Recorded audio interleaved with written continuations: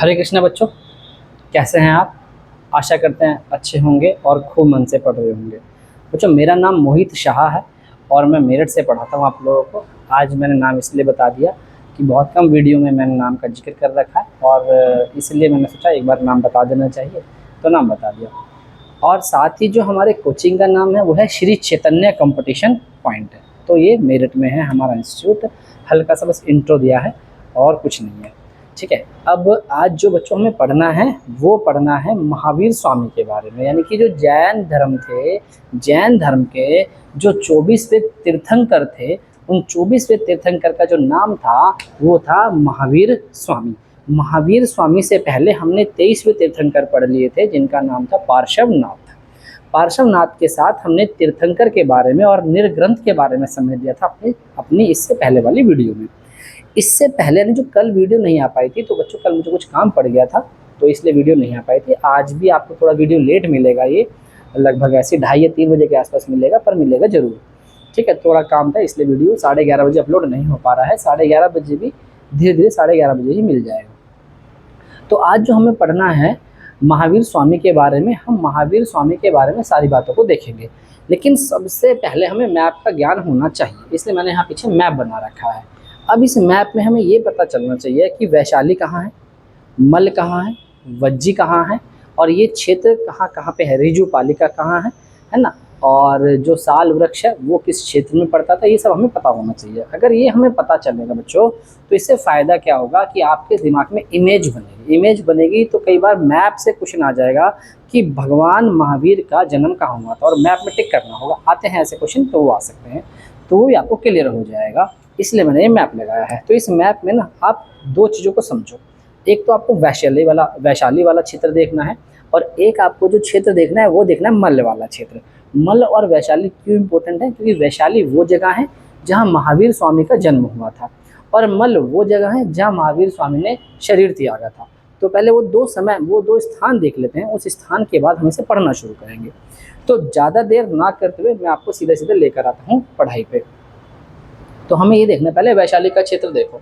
जो वैशाली का क्षेत्र था बच्चों, वो वैशाली का क्षेत्र आप यहाँ समझना, ये वाला मॉडर्न मैप, मतलब आज का जो प्रेजेंट मैप है वो ये है। लद्दाख, जम्मू कश्मीर, हिमाचल, उत्तराखंड और उत्तर प्रदेश, उत्तराखंड और उत्तर प्रदेश, और ये नेपाल। इस नेपाल का बच्चों एक तो ये वाला क्षेत्र, और इस बिहार का ये वैशाली वाला क्षेत्र, ठीक है।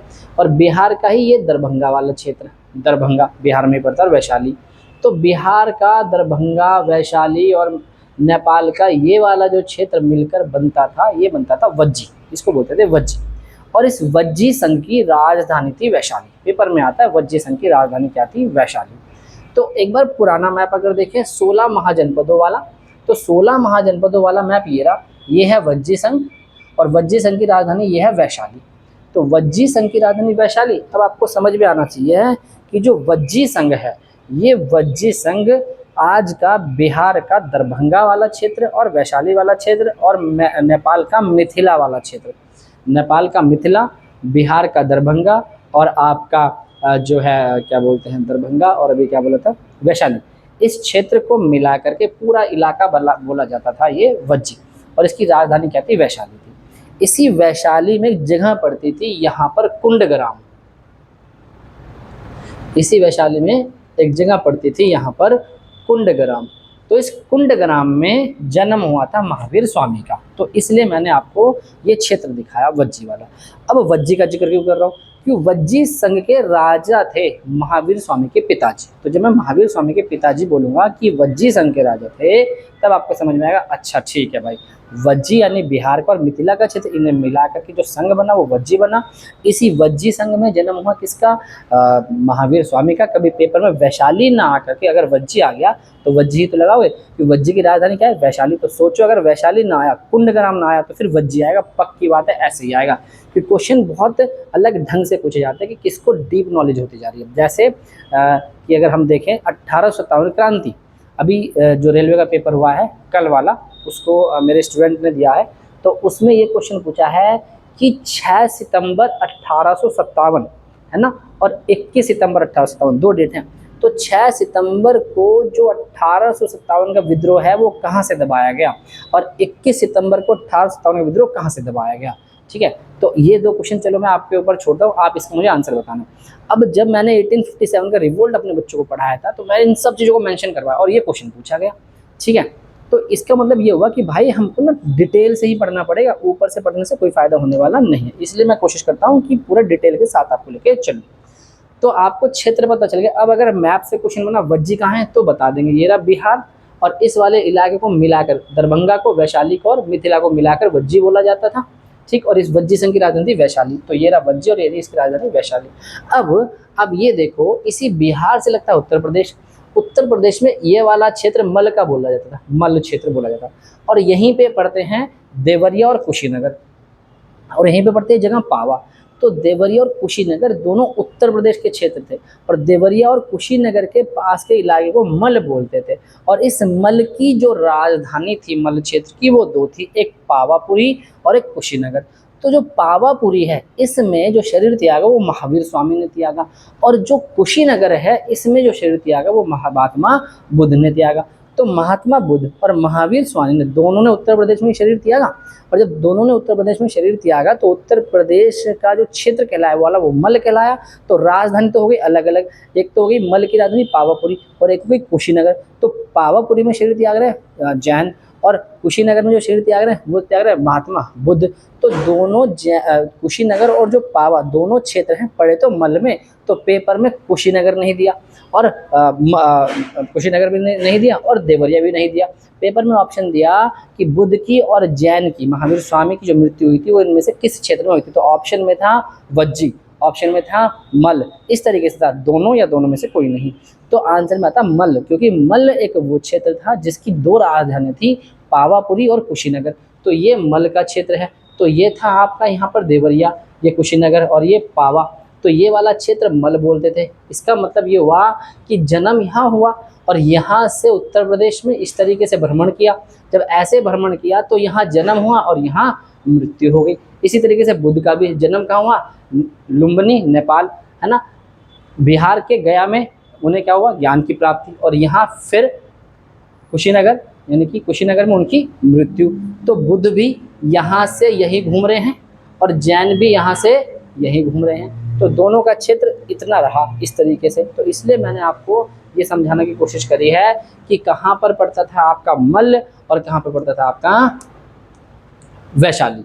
तो ये रहा आपका बच्चों वैशाली और ये रहा आपका बच्चों मल, मल यूपी और वैशाली बिहार। तो अब ये देख लो, मल कुशीनारा राजधानी क्या थी, कुशीनारा, और पावापुरी दो राजधानी थी मल की। अगर आपको इतनी बात समझ में आती है कि मल क्षेत्र ये था भाई उत्तर प्रदेश का, और वैशाली जो क्षेत्र था वो बिहार का भाग था, और जो क्या बोलते हैं इसको, वो जो वज्जी संघ है वो वज्जी बिहार के क्षेत्र को मिलाकर और नेपाल के कुछ क्षेत्र को मिलाकर पूरा वज्जी बोला जाता था। तो अब मैं वज्जी बोलूँ, वैशाली बोलूँ, मल बोलूँ, कुशीनगर बोलूँ, पावा बोलूँ, समझ में आना चाहिए। कुशीनगर, पावा, मल यानी उत्तर प्रदेश में, वैशाली बोलूँ, दरभंगा बोलूँ और मिथिला का क्षेत्र बोलूँ तो मिलाकर वज्जी। तो ये वज्जी में इंक्लूड है और कुशीनगर और पावा दोनों मल में इंक्लूड है।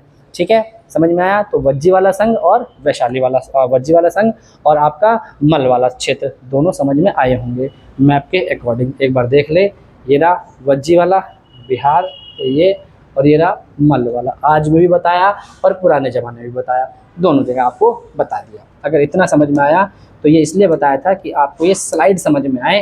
अब देखें, अब आपको ये समझ में आएंगी,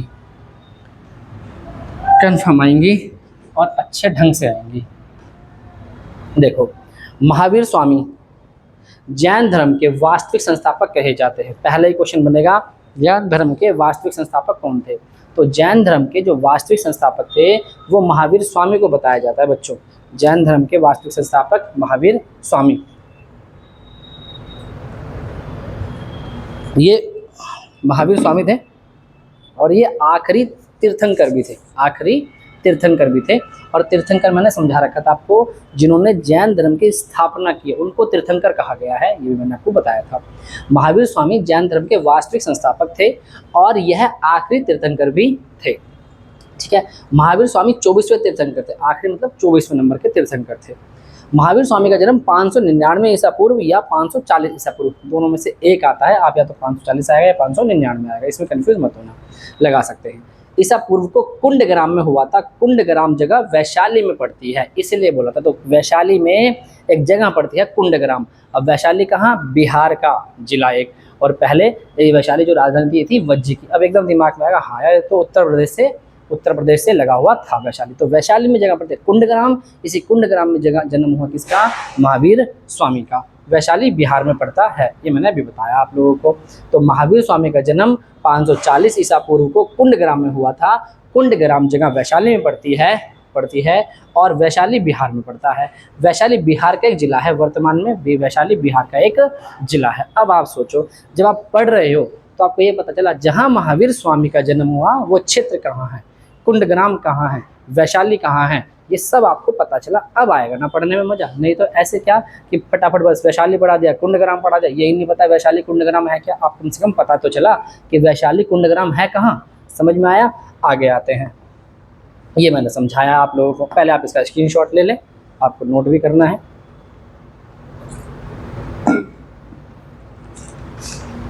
हो गया होगा।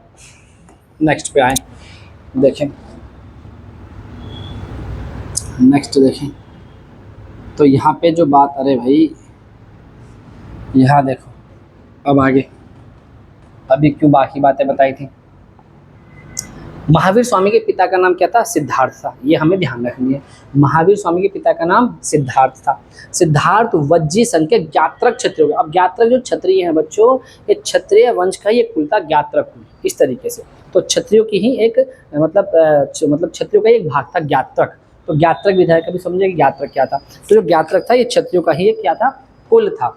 तो सिद्धार्थ वज्जी संघ के ज्ञात्रक क्षत्रियों के संघ के प्रधान थे। यानी कि जो ज्ञात्रक पूरा समुदाय था, उस ज्ञात्रक समुदाय, वो क्षत्रिय समुदाय था और उस क्षत्रिय समुदाय के हेड थे कौन? सिद्धार्थ। किसके पिताजी? महावीर स्वामी के पिताजी। तो और वज्जी संघ के हेड हुए। अब वज्जी संघ मैंने बोला तो जरा समझो। वज्जी यानी बिहार का दरभंगा, बिहार का आपका वैशाली और मिथिला, नेपाल का मिथिला आदि, ये वाला जो क्षेत्र था। और भी आसपास के और भी इलाके कवर आएंगे, कभी आप बिल्कुल बात को पकड़ लो, बस ये 3 क्षेत्र, इसके आसपास के इलाके कवर हो जाएंगे। तो इसको कवर करके नेपाल का भाग कुछ, बिहार का भाग कुछ, इसको मिला करके क्या बोला जाता था? वज्जी बोला जाता। अभी वज्जी दिखाया था, मैंने कहा था। इसकी राजधानी कहती है वैशाली। यानी कि वैशाली में जगह कुंडग्राम, वहाँ हुआ बेटे का जन्म। और इस पूरे वज्जी संघ के राजा कौन थे उस समय पर? महावीर सिद्धार्थ थे। सिद्धार्थ कौन? महावीर के पिताजी। तो महावीर स्वामी के पिता का नाम सिद्धार्थ था और सिद्धार्थ वज्जी संघ के ज्ञात्रक क्षत्रियों के संघ के प्रधान थे। महावीर स्वामी की माता का नाम त्रिशला था। क्या नाम था? त्रिशला। तो अब वज्जी संघ भी समझ में आ गया होगा आप लोगों को और वैशाली भी समझ में आ गया होगा। महावीर स्वामी की माता लिच्छवी शासक चेटक की बहन थी। अब ये जो लिच्छवी थे, ये लिच्छवी भी यानी कि लिच्छवी भी गणराज्य था। वहीं पे एक वंश था लिच्छवी वंश, आप ऐसे मान लो। तो उसमें ही उसे बोलते थे लिच्छवी गणराज्य, मैंने पहले बताया था। तो जो लिच्छवी गणराज्य था, इस लिच्छवी गणराज्य का जो शासक था उनका नाम था चेटक। क्या नाम था? चेटक। और इन चेटक की बहन थी कौन? त्रिशला। और इन्हीं चेटक की पुत्री थी चेलना। ये मैंने पढ़ाया था आप लोगों को, अगर याद हो तो। मैंने इसको भी स्लाइड में लिखा है, अभी समझाऊंगा। अभी ध्यान रखेंगे, महावीर स्वामी की माता का जो माता थी वो लिच्छवी शासक चेटक की बहन थी। यानी लिच्छवी भी जो कहाँ पड़ती है वो भी कहाँ पे थी? बिहार में, वैशाली में ही थी। लिच्छवी कहाँ पड़ रही है? लिच्छवी लोग भी कहाँ के थे? वैशाली के ही थे। यानी दैट मीन्स ये हुआ कि वज्जी, लिच्छवी, वैशाली ये सब बिहार और मिथिला वाला क्षेत्र ही था आपका। तो आपस में क्या हुई? शादी हो गई सिद्धार्थ की, यानी उनके पिता की, और माता जो उनकी त्रिशला थी इनकी। तो त्रिशला जो थी वो चेटक की बहन थी। याद रखेंगे कि महावीर स्वामी की माता त्रिशला किसकी बहन थी? तो चेटक की बहन थी। और चेटक कहाँ के राजा थे? लिच्छवी के राजा थे। महावीर स्वामी की पत्नी यशोदा कुंडनीय गोत्र की थी। इनका गोत्र कुंडनीय था। कुंडनीय गोत्र, इतना ध्यान रख लेंगे, कुंडनीय गोत्र की थी। जैसे आपके गोत्र अलग अलग होते हैं, तो कुंडनीय गोत्र की थी महावीर स्वामी की जो पत्नी थी, उनका नाम था यशोदा। तो माता थी त्रिशला, याद रखेंगे, और पत्नी थी यशोदा, और पिता थे उनके सिद्धार्थ। तो महावीर स्वामी के पिता सिद्धार्थ, महावीर स्वामी की माता त्रिशला, महावीर स्वामी की जो पत्नी थी यशोदा, पिता सिद्धार्थ, वज्जी संघ के राजा, ऐसे इस तरीके से। माता त्रिशला, लिच्छवी शासक चेटक की बहन, लिच्छवी शासक चेटक की बहन, और जो पत्नी थी वो थी यशोदा। तो पत्नी यशोदा, अगर ये समझ में आया हो तो आगे आ जाओ। इन्हीं लिच्छवी के बारे में अभी और भी बात बताएंगे आपको। ये देखो, महावीर स्वामी की पुत्री थी प्रियदर्शना। अब प्रियदर्शना के साथ फिर एक बार देखो, महावीर स्वामी के पिता सिद्धार्थ, महावीर स्वामी की माता त्रिशला, महावीर स्वामी की पत्नी यशोदा और महावीर स्वामी की पुत्री प्रियदर्शना। प्रियदर्शना को अणोजा भी कहते थे। क्या कहते थे? अणोजा। महावीर स्वामी का दामाद था जमाली, यानी कि प्रियदर्शनी की शादी किससे हुई थी? जमाली से हुई थी। तो महावीर स्वामी की पुत्री प्रियदर्शना और महावीर स्वामी का जो दामाद था वो था जमाली, और ये इनका शिष्य भी था। जमाली जो था इनका शिष्य भी था महावीर स्वामी का। महावीर स्वामी ने गृह त्याग कब किया? 30 वर्ष की आयु में महावीर स्वामी ने अपने बड़े भाई नंदीवर्धन से आज्ञा लेकर गृह त्याग कर दिया। यानी कि 30 साल की एज में महावीर स्वामी ने अपने बड़े भाई नंदीवर्धन से, क्योंकि माता पिता की मृत्यु हो चुकी थी, इसलिए महावीर स्वामी ने अपने बड़े भाई नंदीवर्धन से आज्ञा ली और आज्ञा लेकर अपना गृह त्याग दिया था। तो भाई कौन हो गया? नंदीवर्धन, माता कौन हो गई? त्रिशला, पुत्री कौन हो गई? प्रियदर्शना, पत्नी कौन हो गई? यशोदा, जमाई कौन हो गया? दामाद यानी जमाई कौन हो गया? जमाली। जा से जमाई, जा से जमाली या दामाद भी कह सकते हैं। ठीक है। पिता कौन हो गए? सिद्धार्थ हो गए। तो वज्जी भी समझ में आया होगा, और लिच्छवी भी वैशाली के ही लोग थे। लिच्छवी तो ये भी वहीं पे पढ़ते थे सब। ठीक है। आगे जरा समझेंगे, इसका स्क्रीनशॉट ले लेंगे और आगे चलते हैं। अब आगे समझो, महावीर स्वामी को ज्ञान की प्राप्ति कैसे हुई है उसको देखते हैं। जब गृह त्याग दिया तो गृह त्यागने के 12 वर्ष के बाद 42 साल की उम्र में इन्हें किसकी प्राप्ति हुई? ज्ञान की प्राप्ति हुई। अब जरा समझो, महावीर स्वामी को ज्ञान की प्राप्ति कैसे हुई? महावीर के बचपन का नाम वर्धमान था। महावीर जो स्वामी इनके बचपन का नाम क्या था? वर्धमान था। तो इन्होंने 30 वर्ष की उम्र में, यानी वर्धमान ने 30 वर्ष की उम्र में अपने माता पिता की मृत्यु के बाद अपने बड़े भाई नंदीवर्धन से आज्ञा ली और गृह त्याग दिया।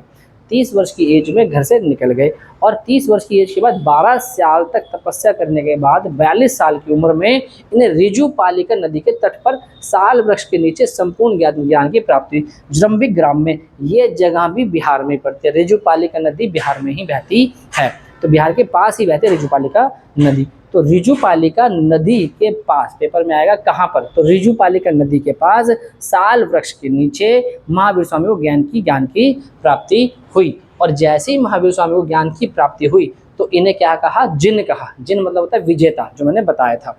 जिन कहा।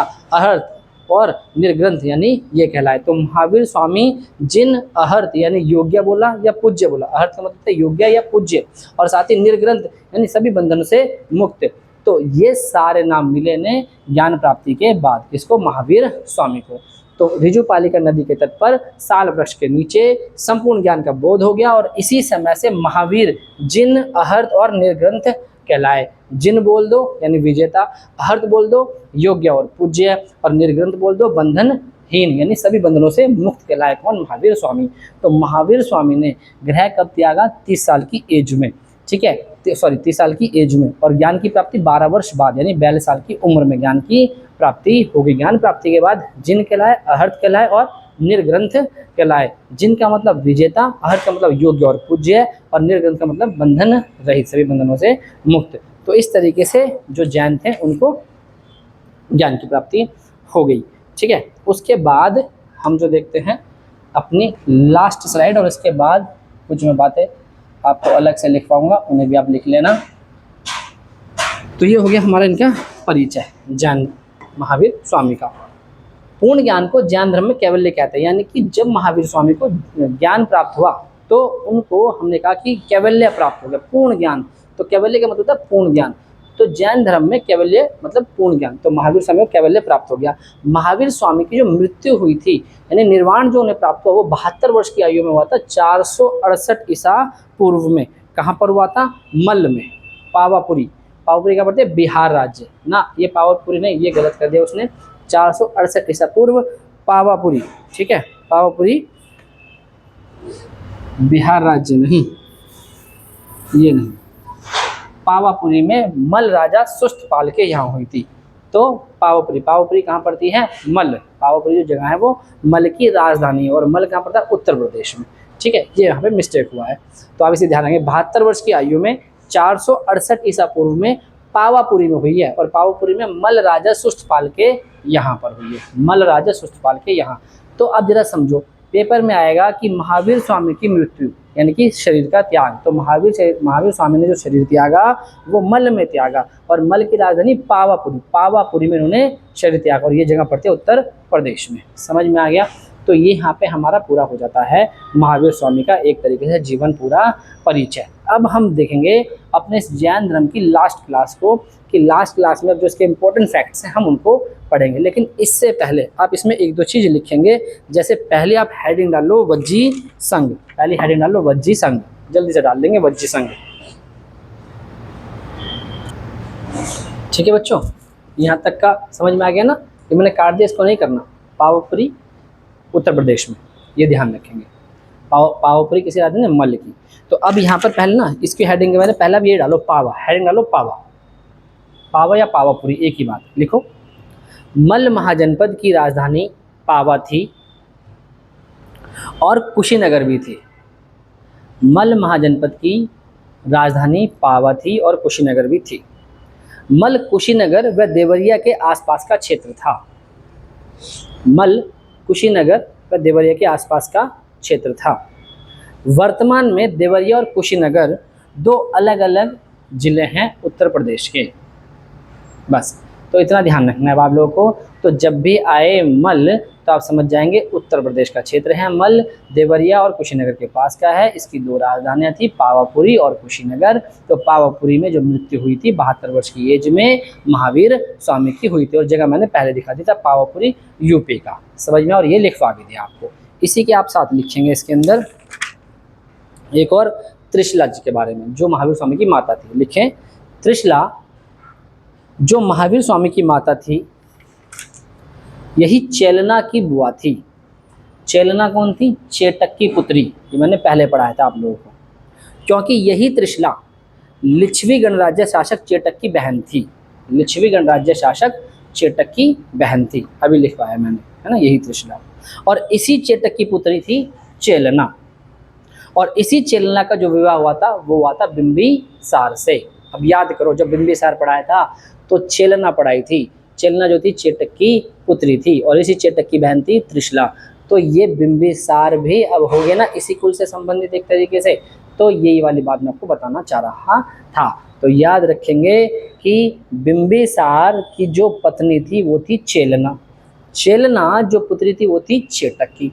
चेटक जो राजा था वो था लिच्छवी गणराज्य का, और लिच्छवी गणराज्य जो पड़ता था वैशाली में, और वैशाली जो पड़ता है बिहार में। तो बिहार, वैशाली, लिच्छवी, चेलना, चेटक, चेटक की बहन त्रिशला, और यही वाला इलाका थोड़ा सा नेपाल भी ले ले तो बन जाता था वज्जी। और वज्जी संघ के राजा था सिद्धार्थ। सिद्धार्थ की जो शादी हुई वो शादी हुई किससे? त्रिशला से। त्रिशला किसकी बहन थी? लिच्छवी गणराज्य शासक चेटक की बहन थी, और चेटक की पुत्री थी कौन सी? आपकी चेलना। चेलना का विवाह था बिंबिसार से। ठीक है, और यही जो चेलना है, इसी चेलना से उत्पन्न हुआ था अजात शत्रु। अब देखो ध्यान से, मैंने अजात शत्रु भी पढ़ाया पहले और चेलना भी पढ़ाई पहले।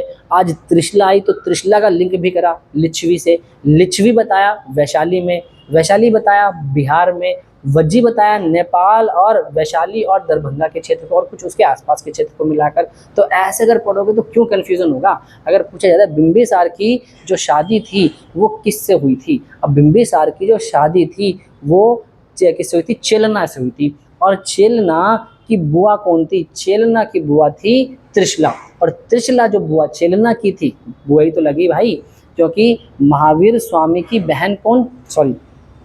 लिच्छवी गणराज्य शासक चेटक की बहन कौन? त्रिशला।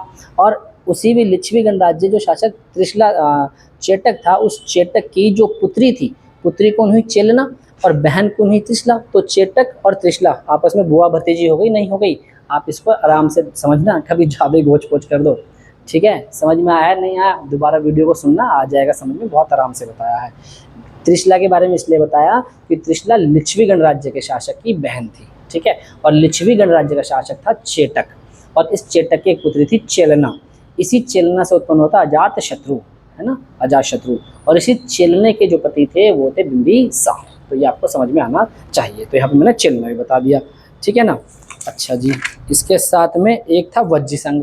वज्र संघ तो मैंने बहुत बार अभी आपको बताया था, तो क्लियर कर दे, फिर भी लिख लो। आज का बिहार का दरभंगा और वैशाली वाला क्षेत्र और उसके आसपास का क्षेत्र मिलाकर, साथ ही नेपाल का मिथिला वाला क्षेत्र मिलाकर वज्जी बोला जाता था, और इसी वज्जी संघ की राजधानी थी वैशाली। ठीक है, इतना हो गया हमारा यहाँ पर। अब आपको ये कंप्लीट मैंने यहाँ पे पढ़ा दिया। तो महावीर स्वामी का जन्म आपको बता दिया कुंडग्राम वैशाली में, मृत्यु बता दी पावापुरी में, पावापुरी कहाँ, मल्ल में। पिता बता दिए, पिता कौन थे, सिद्धार्थ। माता कौन थी, त्रिशला। पत्नी कौन थी, यशोदा। और पुत्री कौन थी, प्रियदर्शना। दामाद कौन थे, जमाली। ये सब बता दिए। तो इनका पूरा परिवार भी बता दिया, इनकी मृत्यु बता दी, इनका जन्म भी बता दिया। अब आप इसको एक बार दोबारा से सुन लेंगे और समझ लेंगे। आगे जो रह गई हमारी लास्ट क्लास रह गई है किसकी, जो जैन धर्म है उसकी, उसके बाद बौद्ध धर्म पढ़ेंगे, फिर पढ़ेंगे विदेशियों का आक्रमण। इसके बाद हमारी क्लास हो जाएगी पूरी, फिर हम स्टार्ट करेंगे मौर्य साम्राज्य को। यहाँ तक आप अच्छे से पढ़ के चलना, आपको पक्का पेपर मिलेगा। अगर कोई क्वेश्चन यहाँ से बनाना चाहता है तो कंफर्म मिलेगा। ठीक है बच्चों। और हाँ, साथ ही मैंने जैसे आपसे बताया था, धीरे धीरे हम एक एक कोर्स लाना शुरू कर रहे हैं यहाँ पर। जैसे कि यूपी पुलिस का कोर्स कंप्लीट कोर्स है, वो हम लेकर आएंगे। एसएससी का भी कोर्स है, वो भी हम लेके जाएंगे। रेलवे का कोर्स है, वो भी हम लेके जाएंगे। धीरे धीरे हम सारे कोर्सेज आपके सामने लेकर आने वाले हैं। अभी तो क्लासेस चल रही हैं, हम पूरे कोर्स डालेंगे उस पर। आप उससे पढ़ना, आपको खूब अच्छा लगेगा, इंटरेस्टिंग है। उसमें सभी टीचर्स अलग हैं, जीएस के टीचर्स अलग हैं, मैथ्स के अलग हैं, रीजनिंग के अलग हैं, इंग्लिश के अलग हैं, सभी टीचर्स अलग हैं। आपको पूरा कोर्स मिलेगा और इसी डिटेलिंग के साथ हम पढ़ाएंगे, बहुत अच्छे ढंग से पढ़ाएंगे। अच्छा लगेगा आप लोगों को और नंबर भी पक्का आएगा बच्चों। तो मेहनत से पढ़ें, अच्छे से पढ़ें, खूब मन से पढ़ें। और मैंने आपसे कहा था जरूर प्रीवियस ईयर लगाएं, बिना प्रीवियस ईयर के सिलेक्शन नहीं आता है। तो पक्का अगर सिलेक्शन लेना है तो पक्का प्रीवियस ईयर लगाएं। एक टाइम टेबल बनाएं कि हमें इतने घंटे पढ़ना है, उस टाइम टेबल के हिसाब से मैथ का टाइम टेबल लगाएं, उसमें जीएस का टाइम टेबल लगाएं, रीजनिंग का टाइम टेबल लगाएं, प्रैक्टिस सेट का टाइम टेबल लगाएं, तभी जाके नंबर आएगा। इधर उधर की बातों में ध्यान कम दें, इसी ढंग से पढ़ें। ठीक है बच्चों, यहाँ पे बहुत शोर हो रहा है, तो बाकी बातें कल करते हैं। मिलते हैं नेक्स्ट क्लास के साथ। हरे कृष्णा, धन्यवाद।